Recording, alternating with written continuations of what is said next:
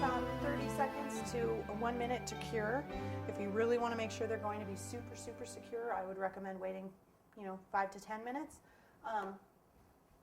And then by the time 24 hours elapses, it's never coming out of there. So let's see.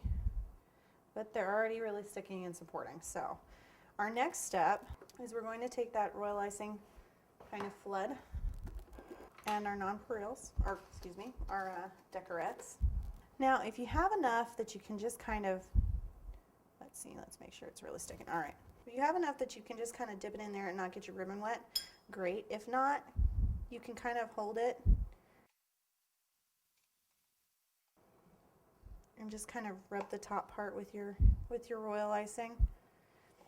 It doesn't need a whole awful lot. You just want to make sure that it's very evenly coated and that it's coated all the way up to the ribbon, because we're also going to be kind of covering up that hole.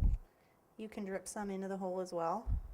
That'll help hold that ribbon in there. Not that that super glue needs it, but. And at some point, if you feel like the brush isn't cutting it or you're not getting the kind of coverage you want, you can always just stick your fingers in there. Find that works too. When you get it nice and covered,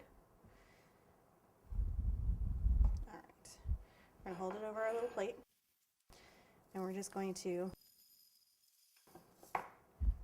kind of roll it in our decorates. You want to make sure it's sticking to them and not to you, which is kind of the problem I'm having right now.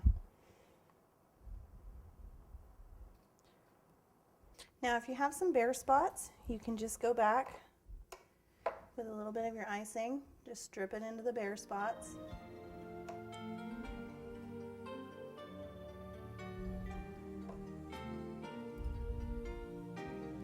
And sprinkle some more on.